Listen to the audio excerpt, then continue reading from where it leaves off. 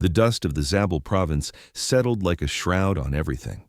It coated the concertina wire, the HESCO barriers, and the sun-bleached sign that read, "Fob Vigilance, home of the 3rd Brigade Combat Team." It clung to the sweat on Private First Class Calloway's neck as he stood his post at the main entry control point, the M4 slung across his chest, feeling heavier with every passing minute of his 12-hour shift. The air shimmered with heat, distorting the approach road into a watery mirage. Out of that mirage, a vehicle solidified, a battered, sand-colored Toyota Hilux, a ghost of a truck that had seen too many hard miles. It was a common sight, usually driven by local contractors or interpreters. Calloway straightened up, his thumb resting near the safety of his rifle. He was young, barely 20, and possessed the rigid certainty of someone who believed the world operated according to the regulations printed in his field manual. He watched the truck rumble to a halt precisely at the painted white line. The engine idled with a rough, uneven cough. He shared a look with Specialist Diaz in the Overwatch tower. Diaz shrugged, equally unimpressed. The driver's side door opened, and a woman stepped out. Calloway's posture relaxed from alert to dismissive. She wasn't what he expected. Not military, that was for sure. She wore dusty cargo pants, a plain, sweat-stained gray t-shirt, and worn-out hiking boots. Her hair was pulled back in a tight, functional bun, with strands escaping to frame a face that was all angles and planes, weathered by sun and time. There were faint silvery scars tracing the line of her jaw and disappearing into her hairline, but they were old, settled into her skin like memories. She looked to be in her 40s, maybe older. A civilian contractor, he figured, probably logistics or USAID. They always had an air of unearned importance. She closed the truck door with a solid thud and walked towards him, her movements economical and deliberate. There was no hesitation, no uncertainty. She stopped 5 feet from his post. "I need access to the base," she said. Her voice was low, calm, with a slight rasp to it. It was a voice that didn't waste sound. Calloway puffed out his chest slightly. This was his gate, his domain. "ID and access papers," he demanded, his tone clipped and official. The woman reached into her pocket and produced a single laminated card. It wasn't a standard CAC card. It was black, with a simple silver emblem he didn't recognize, and a string of alphanumeric code beneath it. No photo, no name, just a clearance-level designation. Echo 7. He took it from her, turning it over in his gloved hands. He'd never seen anything like it. "This isn't a valid form of identification, ma'am." "It's what I have," she replied, her gaze steady. Her eyes were a pale, washed-out blue, and they seemed to take in everything, his posture, the position of his rifle, the sweat, beading on his brow, the sniper in the tower. "I need a common access card, a DoD civilian ID, or a State Department credential, and you need to be on the pre-approved entry list for today. What's your name?" "It's not on the list." Calloway's patience, already thin from the heat, began to fray. "Ma'am, everyone coming onto this fob is on the list. No exceptions. It's for security." He said the word security as if explaining a complex concept to a child. "I understand," she said, though her tone suggested she understood it far better than he did. "My arrival was fluid. Make a call to Colonel Vance. Tell him his package has arrived." He scoffed. "The brigade commander? You think I can just ring up the colonel because some lady in a junker truck shows up with a fake ID and calls herself a package?" He handed the card back to her dismissively. "Look, I don't know who you are, but you're not getting on this base. You can either turn around and leave, or I can have you detained. Your choice." The woman didn't move. She didn't frown or raise her voice. She simply stood there, a pillar of calm in the oppressive heat. That stillness was more infuriating to Calloway than any argument would have been. It felt like she was waiting for him to catch up to a conversation she was having on a completely different level. "Get your sergeant," she said. It wasn't a request. Calloway bristled. "My sergeant is busy. I'm in charge of this checkpoint, and I'm telling you, you're not authorized." From the guard shack, Sergeant Miller emerged, drawn by the stalled vehicle. Miller was older, thicker around the middle, a man who had seen enough to be permanently weary. "What's the problem, Calloway?" "This woman, Sergeant, refusing to provide valid ID, no EAL entry, claims she's a package for the colonel." Calloway's voice was laced with derision. Miller eyed the woman, his gaze lingering on the beat-up truck, then her plain clothes. His expression mirrored Calloway's skepticism. He walked over, his boots crunching on the gravel. "Ma'am, my private is correct. We have procedures. If you don't have the right papers, I can't let you through." The woman met his gaze and held it. "Sergeant, your private is following his training. He's doing a fine job. Now, I need you to make a call. Use the secure line. Tell Colonel Vance's office that call sign Wraith is at the main ECP and is awaiting entry." The name meant nothing to them. It sounded like something from a video game. Miller's face hardened. He saw this as a challenge to his authority, an attempt to bypass the chain of command with nonsensical jargon. "I'm not playing games, ma'am. This is a forward operating base in an active combat zone. You have 60 seconds to get in your vehicle and leave the perimeter before I have you and your truck searched and impounded." He gestured, with his thumb back down the road. "Go on. Get." The woman's expression didn't change, but a flicker of something, not anger, but perhaps profound disappointment, passed through her eyes. She gave a single, almost imperceptible nod. She turned without another word and walked back to her truck. Calloway felt a surge of smug satisfaction. He had done his duty. He had protected the perimeter from some self-important civilian who thought she was above the rules. He watched her get into the Hilux, expecting to see it turn and drive away. Instead, the passenger door opened. A man got out. He was huge, built like a refrigerator, with a thick beard and tattoos covering his arms. He was followed by another from the back seat, leaner but with the same coiled spring tension. Then two more. They all wore the same anonymous, dusty civilian gear. They didn't look at Calloway or Miller. They looked at the woman. She said something to them, too low for the guards to hear. Then, she put the truck in gear, but instead of turning around, she pulled it to the side of the road, killing the engine. She and her team stood by the vehicle, silent and waiting, as if they had all the time in the world. They began methodically checking their gear, the clicks of magazines, seating, and equipment being adjusted, carrying on the hot, still air. Miller's face went pale. This wasn't a contractor. This wasn't USAID. This was something else. His radio squawked. It was Diaz from the tower. "Sergeant, you might want to look at their gear. That's not standard issue. And they've all got suppressed short barrels." Calloway felt a knot of dread tighten in his stomach. The smugness evaporated, replaced by a cold, prickling fear. He had just threatened to detain 4 of the most dangerous-looking individuals he had ever seen. Before Miller could respond, a black SUV with official markings came speeding down the main road from inside the base, kicking up a rooster tail of dust. It screeched to a halt beside them. The passenger door flew open and a frantic-looking captain stumbled out, his uniform immaculate, his face flushed with panic. "Oh, thank God!" the captain gasped, not even looking at the gate guards. He ran towards the woman. "Ma'am, I'm so sorry. There was a mix-up with the comms. Colonel Vance is waiting for you. Please, right this way." The woman just looked at him, then glanced back at Calloway and Miller. Her expression was unreadable. She nodded to her team, who silently piled back into the truck. She got into the driver's seat. The captain turned to the gate guards, his eyes wide with a mixture of terror and fury. "What in the hell were you thinking?" he hissed, his voice a choked whisper. "Do you have any idea who you were just talking to?" Calloway stood frozen, his mouth dry. Sergeant Miller looked like he was going to be sick. "Open this gate," the captain commanded. "Now!" Calloway fumbled, with the controls, his hands shaking. The heavy steel barrier lifted with a hydraulic groan. The black SUV led the way, and the battered Hilux followed, rumbling past the humbled guards and disappearing into the heart of the base, leaving Calloway and Miller standing in a cloud of dust and humiliation. The Tactical Operations Center was a pressurized, air-conditioned bubble of cold efficiency, a stark contrast to the chaotic heat outside. Inside, screens glowed with satellite imagery, drone feeds, and streams of encrypted data. The low hum of servers and the quiet murmur of analysts formed the room's pulse. At the head of a large conference table, Colonel Marcus Vance stood, his posture ramrod straight, his jaw set. He was a man who believed in structure, in the clear lines of authority and the proven doctrines of the United States Army. He looked at the woman who now stood before him, and his expression was one of barely concealed skepticism.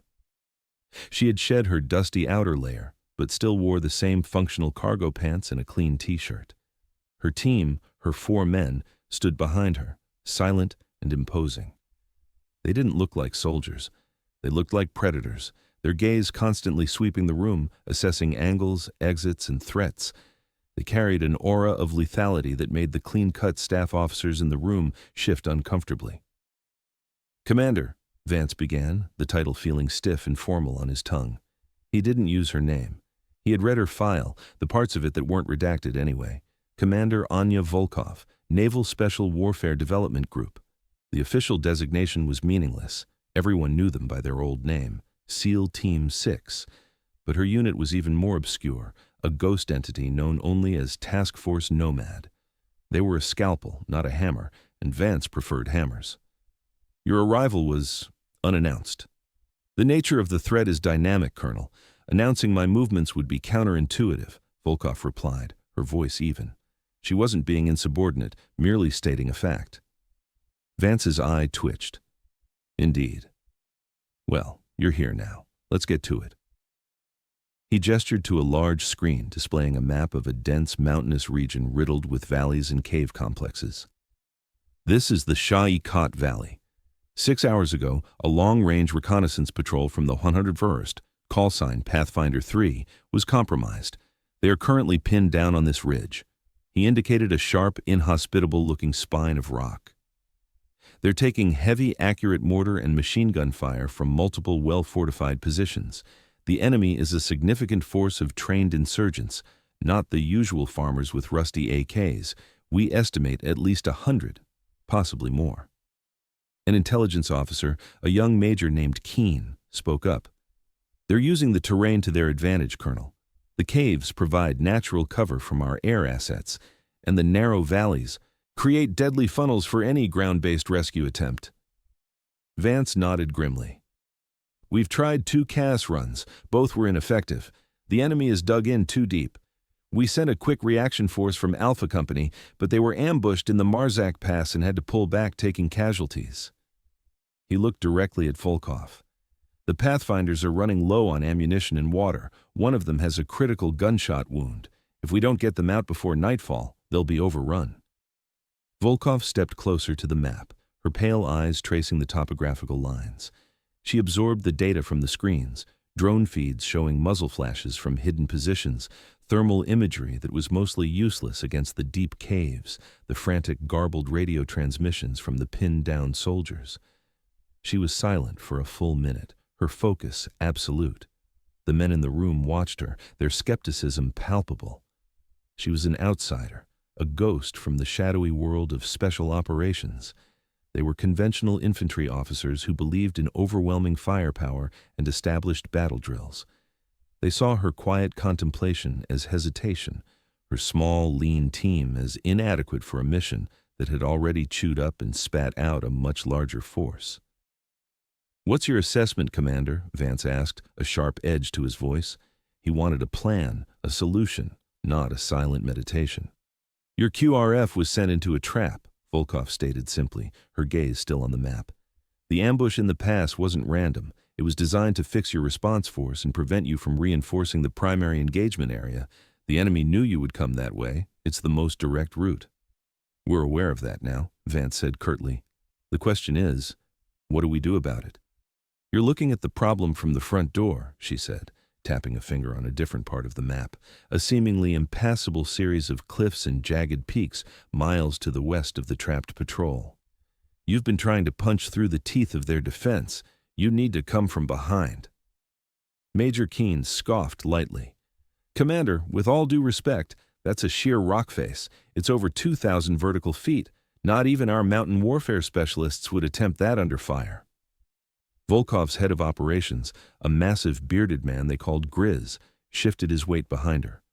A low rumble, almost a growl, came from his chest, but he said nothing.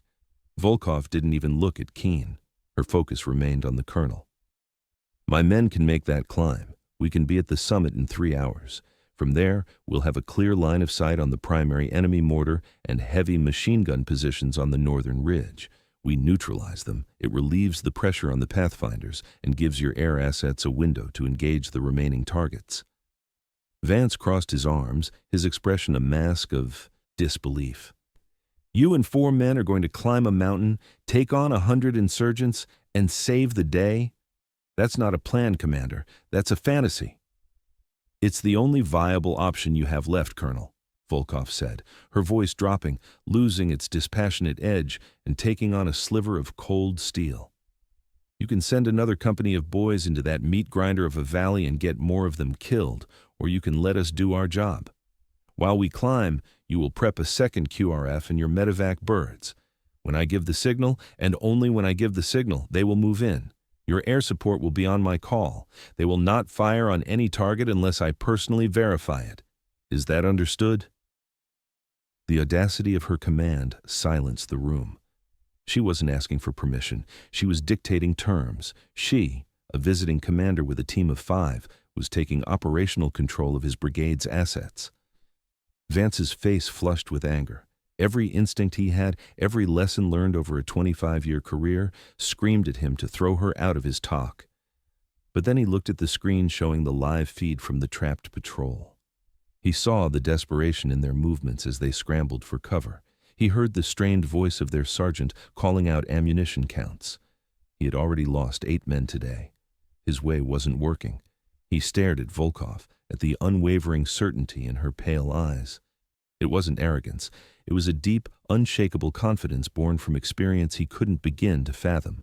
He felt trapped between his pride and his duty to his men. "This is a high-risk gamble, Commander," he said, his voice tight. "War is a high-risk gamble, Colonel," she countered. "The difference is, we manage the risk. We don't ignore it." Vance held her gaze for a long moment, the hum of the servers filling the tense silence. The fate of 12 men hung in the balance. Finally, he gave a short, sharp nod, the movement stiff with reluctance. "Fine," he ground out. "You have your op, but I want hourly check-ins, and the moment this goes sideways, I am pulling the plug and launching a full-scale assault, regardless of the cost." "We won't be checking in hourly, Colonel," Volkov said, turning to leave. "Noise discipline is paramount. You'll hear from me when we are in position." She paused at the door and looked back at him. "And it won't go sideways." She and her team swept out of the 2OE, leaving a wake of stunned silence and thick, resentful skepticism. Vance stared at the map, at the impossible cliff face she had chosen. He felt a cold knot of dread in his gut. He had either just signed the death warrant for a team of Tier 1 operators, or he had just handed the keys to his kingdom to a ghost. He wasn't sure which was worse. He looked at Major Keene, who shook his head in disbelief. "Sir," Keene said quietly, "they'll never make it." Vance didn't answer. He just watched the screen, feeling the minutes tick away like falling stones. The air grew thin and sharp, biting at any exposed skin. The sun, which had been an oppressive hammer in the valley, was now a distant, indifferent star. Anya Volkov moved up the rock face with a slow, metronomic rhythm. Her world had shrunk to the few feet of stone in front of her, the feel of the jagged granite beneath her fingertips, the precise placement of her boots in the narrow cracks. There was no fear, only focus. The burn in her muscles, the ache in her lungs, it was all just data, information to be processed and managed. Below her, her 4 men climbed with the same silent, inhuman efficiency. Grizz, a mountain of a man, moved with a surprising grace. Jax, the team's lithe comms specialist, seemed to flow up the rock. Reaper and Doc, the designated marksman and medic, were just steady, dark shapes against the gray stone. They were a single organism, connected by years of shared hardship and unspoken understanding. No words were necessary. A hand signal, a glance, a slight shift in posture, it was a language more complex and nuanced than any spoken tongue. They were climbing the unclimbable western face of the ridge, a route so audacious the enemy hadn't even bothered to post a sentry. It was their highway into the heart of the enemy's fortress. The static-laced pleas from the trapped Pathfinder squad had faded from their comms as they descended into a dead zone at the base of the cliff, but the words were seared into Volkov's mind. "Down to 1 mag per man. Casey's not breathing right. God, where are they?" That voice, young and cracking with terror, was the fuel for her ascent. 3 hours and 22 minutes after they began, Volkov hauled herself over the final ledge. She lay flat on the loose scree of the summit, her rifle forward, her breathing controlled and even. One by one, her team crested the ridge and fanned out beside her, melting into the rocks like shadows. They were ghosts, arriving in a place no one thought they could be. Below them, the battlefield was laid out like a relief map. To the east, maybe 800 meters away, was the small outcropping where Pathfinder 3 was pinned down. She could see the desperate scrapes in the dirt they had made for cover. Further north, nestled in the mouth of a large cave, was the source of their misery, a DSHK heavy machine gun, its crew casually reloading, confident in their position. To its left, tucked into a smaller cave, was the 82mm mortar team, the tube still smoking from its last volley. Sprinkled across the ridgeline were at least a dozen other fighting positions. Vance's estimate of 100 insurgents seemed conservative. Volkov unclipped her rangefinder and brought it to her eye. The laser dot settled on the DSHK. 784 meters, she whispered the range, and beside her, Reaper adjusted the elevation on his suppressed Mk-22 sniper rifle. "Comms check," she murmured into her throat mic. "Link is up," Jax whispered back, his fingers flying over a small, hardened datapad that was slaved to his rifle scope. "I've got a direct feed to the air assets. They're on station, holding at 20,000 feet. Talk? Vance is listening. He sounds anxious." Volkov ignored the comment about the colonel. He was a piece on the board, nothing more. "Targets are prioritized, Mortar 1, DSHK 2. Reaper, you have the mortar. Grizz, you have the DSHK. On my mark." She settled behind her own rifle, a custom-built M4 with a variable optic. Her target was a spotter for the mortar team, who was leaning against a rock smoking a cigarette. "Doc Jax, you have security. Watch our flanks." The wind shifted, a cold breeze whispering across the summit. Volkov felt it on her cheek, calculated its effect on the bullet's trajectory. Time seemed to slow down. The frantic energy of the battle below became a series of calm, geometric problems to be solved. "Stand by," she breathed. Her crosshairs were steady on the center mass of the spotter. Through her scope, she could see the man laugh, oblivious. "Execute." Two suppressed shots cracked the thin air, their sound swallowed by the vastness of the mountains. They were not the thunderous roar of a typical firefight, but the sharp, angry hiss of hornets. Through her scope, Volkov saw the spotter collapse, the cigarette falling from his lips. Simultaneously, Reaper's round found the primary mortar man, striking him in the head. The second man on the tube looked up in confusion, a moment before Reaper sent a second round into his chest. On the other side, Grizz's heavy 7.62mm round slammed into the DSHA gunner, punching through his chest and the weapon's feed tray in a shower of sparks and ruined metal. His assistant stared, bewildered, for a fatal second before Grizz's follow-up shot threw him backward into the darkness of the cave. In the space of 3 seconds, the two primary threats to the Pathfinder squad had been silenced. The enemy's reaction was immediate. Chaos erupted. Insurgents, who had been casually firing down on the trapped Americans, now scrambled for cover, trying to locate the source of the new, invisible threat. It was the moment Volkov had been waiting for. "Jax, light them up," she ordered. Jax tapped his datapad. "Gunslinger 1, this is Wraith. You are cleared hot on grid 4227991. Danger close. I say again, danger close. Fire for effect." High above, an AC-130 gunship that had been circling patiently banked sharply. On the ground, the insurgents heard it first, a low, menacing drone that grew into a terrifying roar. Then the sky ripped open. The gunship's 105mm howitzer began its work. The first shell impacted a cluster of fighters who had gathered near the mouth of another cave, vaporizing them in a flash of light and a cloud of pulverized rock.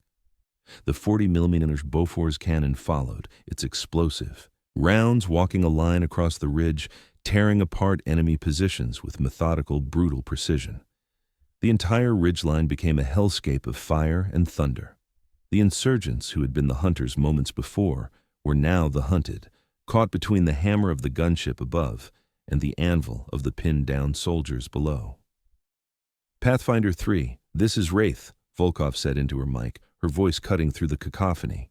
"You have a window. Move west, down the back of the ridge. We'll cover your egress." A stunned voice came back over the net. "Solid copy, Wraith. Who the hell are you?" "The cavalry," Volkov replied without a trace of irony. She turned her attention back to the battle. Her team was now a symphony of violence.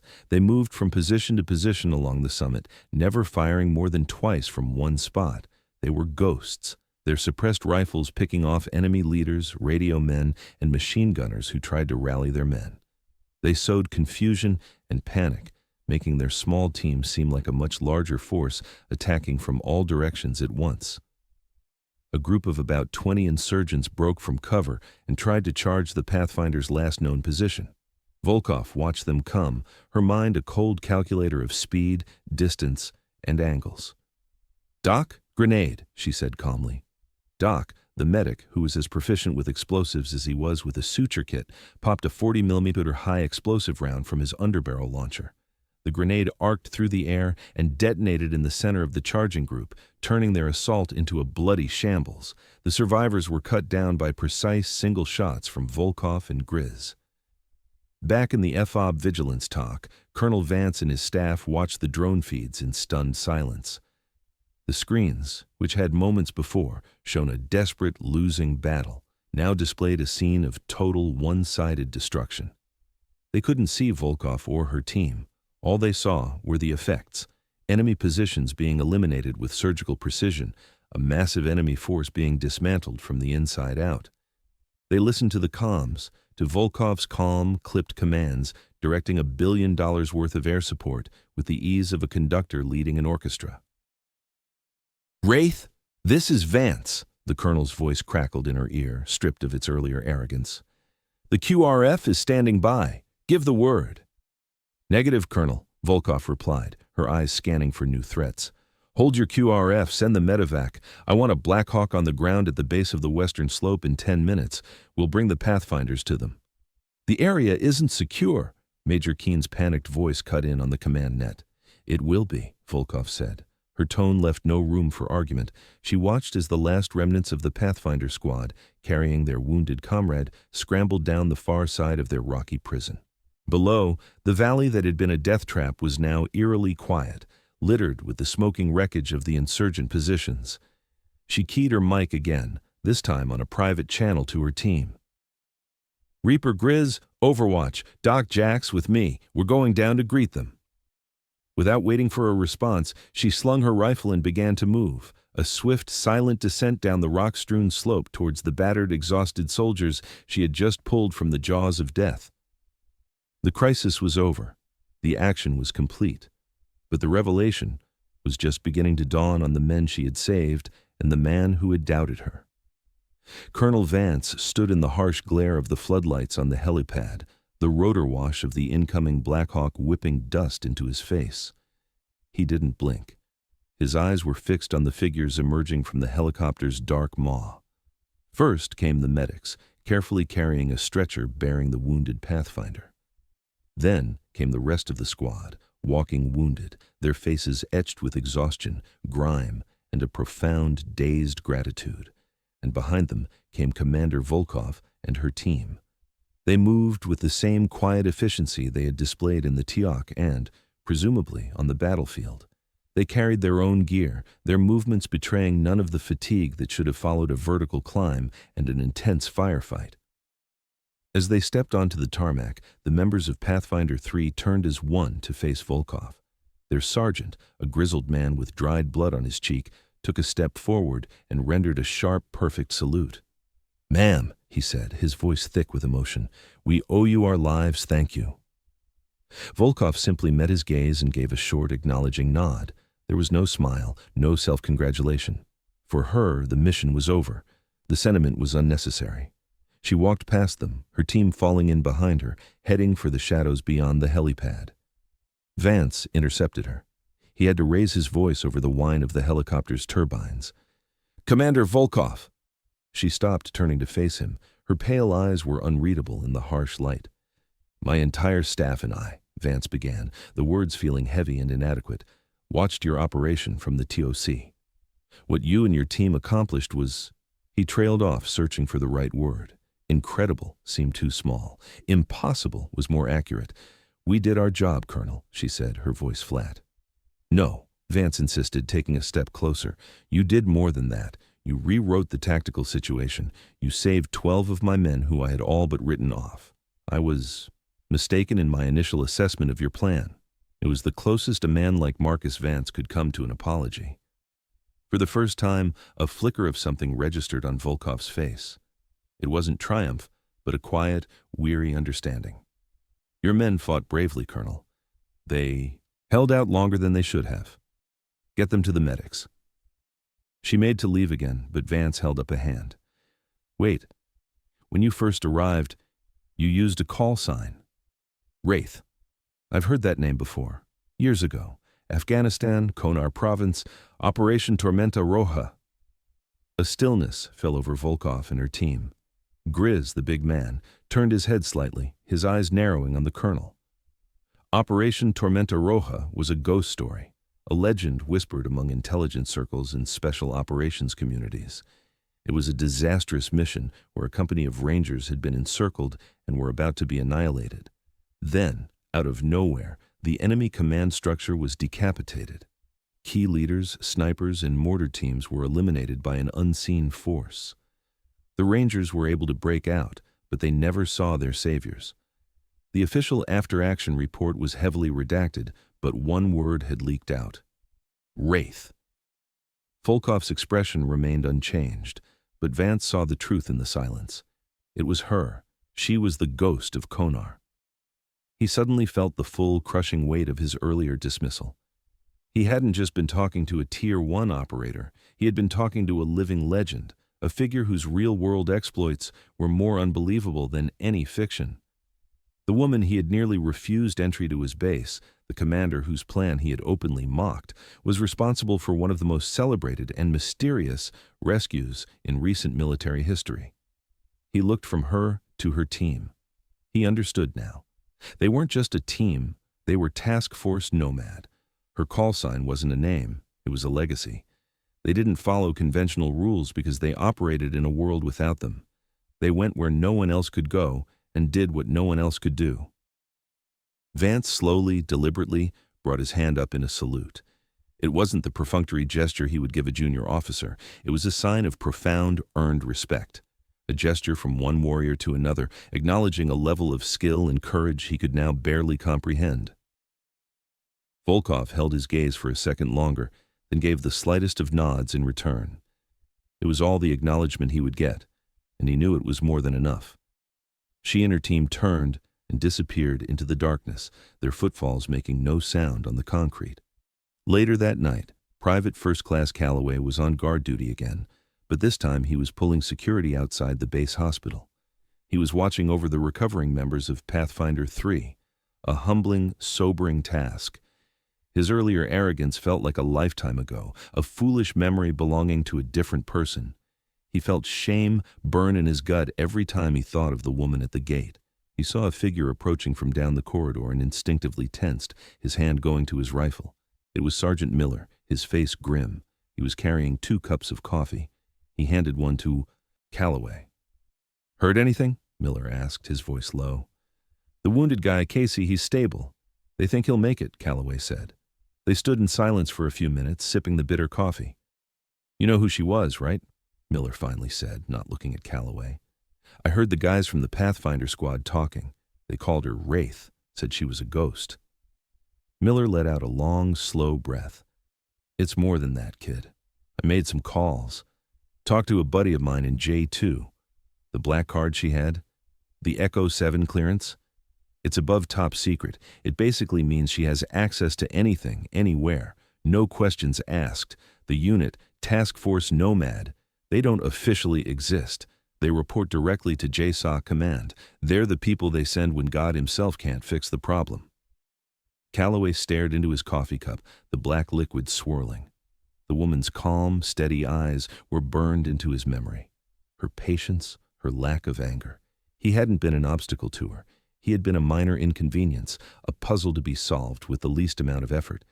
He had stood there, puffed up with his temporary, meaningless authority, and tried to lecture a force of nature on the importance of paperwork. The humiliation was a physical thing, a cold weight in his stomach. "I called her ma'am like she was some lost tourist," he whispered, the words tasting like ash. I told her to git. We both did, Miller said, his voice heavy with regret. We looked at her and saw what we expected to see, not what was actually there. He took a long drink of his coffee. Lesson learned, I guess. Sometimes the most dangerous weapon on the battlefield doesn't come with a uniform. Their conversation was cut short by movement at the far end of the hall. It was her, Volkov. She was walking alone, moving with that same silent, purposeful grace. She wasn't heading for the command building or the barracks. She was heading for the exit. Calloway's heart hammered against his ribs. He felt an overwhelming urge to say something, to apologize, to explain. But the words died in his throat. What could he possibly say? As she drew level with them, she paused. She looked at Calloway, then at Miller. Her pale eyes held no judgment, no anger, no, I told you so. There was only a quiet, penetrating assessment. She looked at Calloway's rifle, at his posture, at the way he held himself. She gave him a single, almost imperceptible nod. The same nod she had given the Pathfinder sergeant. The same nod she had given Colonel Vance. It was a gesture of acknowledgement. It said, I see you. I see you are standing your post. You are doing your duty. And then she was gone, a shadow disappearing out into the pre-dawn darkness of the base. Calloway stood frozen, the warmth of the coffee cup forgotten in his hand. That simple, silent gesture had not absolved him, but it had changed the nature of his shame. It was no longer just about his failure, but about the standard she had set. A standard of professionalism and quiet competence he knew he would spend the rest of his life trying to meet. He looked at Sergeant Miller, who was staring after her with an expression of pure, unadulterated awe. The mockery was gone, replaced by a reverence that was deeper and more lasting than any fear.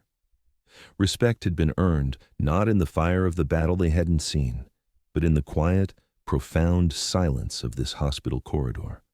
The first hint of dawn was breaking over the eastern mountains, painting the sky in shades of bruised purple and soft gray.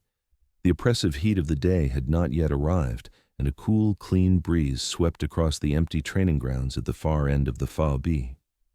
This was where Anya Volkov came after a mission. It was her sanctuary, a place of ritual and quiet contemplation. Her team was already there, each man engaged in his own version of the same ritual. They had stripped their weapons down to their base components. Barrels, bolts, firing pins, and springs were laid out on clean canvas mats. There was no talking. The only sounds were the soft clicks of metal on metal, the whisper of a cleaning rod sliding down a barrel, the precise, practiced movements of men who knew their tools as intimately as they knew their own bodies. Volkov knelt on her own mat, her custom M4 disassembled before her.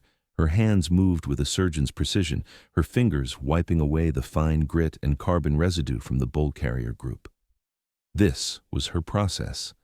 The meticulous physical act of cleaning her weapon was a way of cleaning her own mind.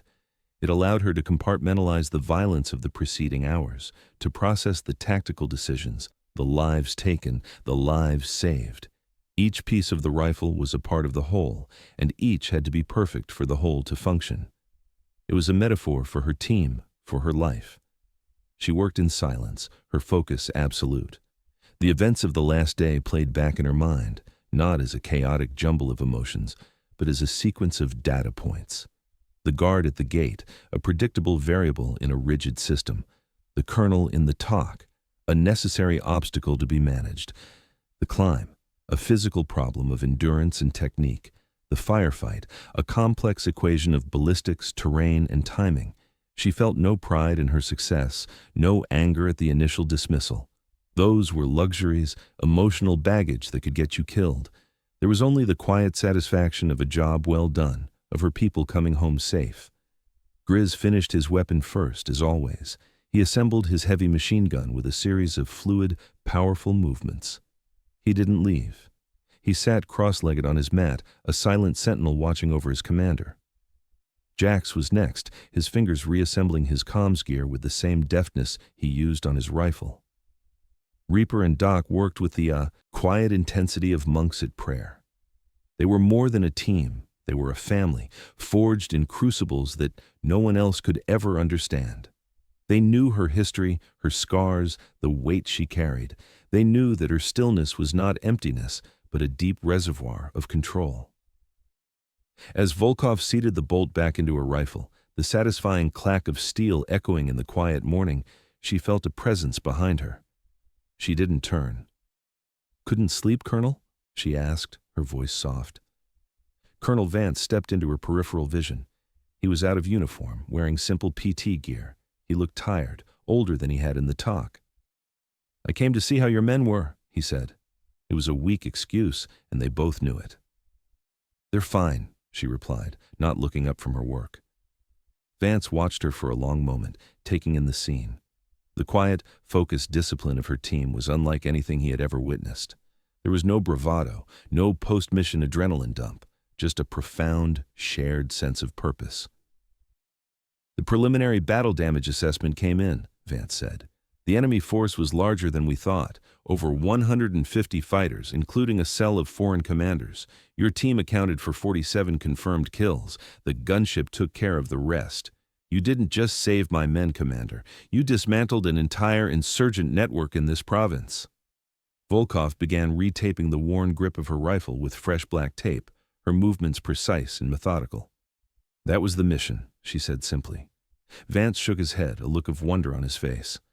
"I've read your file. The parts I'm cleared for, at least. Konar, Somalia, the Philippines. You've spent your entire life in the shadows, cleaning up other people's messes." He paused. "How do you do it? How do you maintain that calm?" Volkov finished wrapping the grip and pressed the end of the tape down firmly. She finally looked up at him, her pale eyes catching the first rays of the rising sun. "Because it's not about me, Colonel," she said, her voice barely a whisper. "It's not about pride or recognition.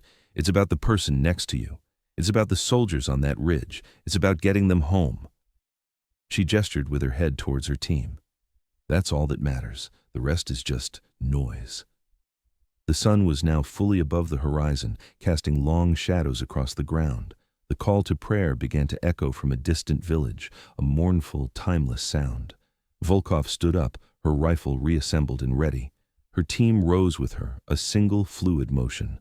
Without another word, she slung her weapon over her shoulder and began to walk away, her team falling into formation behind her.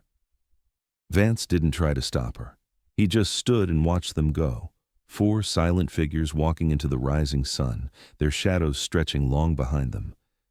He knew he would likely never see her again.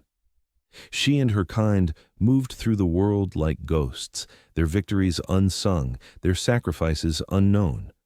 But he would never forget the woman in the dusty t-shirt, the commander who climbed an impossible mountain, the legend who had taught him the true meaning of respect. It wasn't about rank or uniform.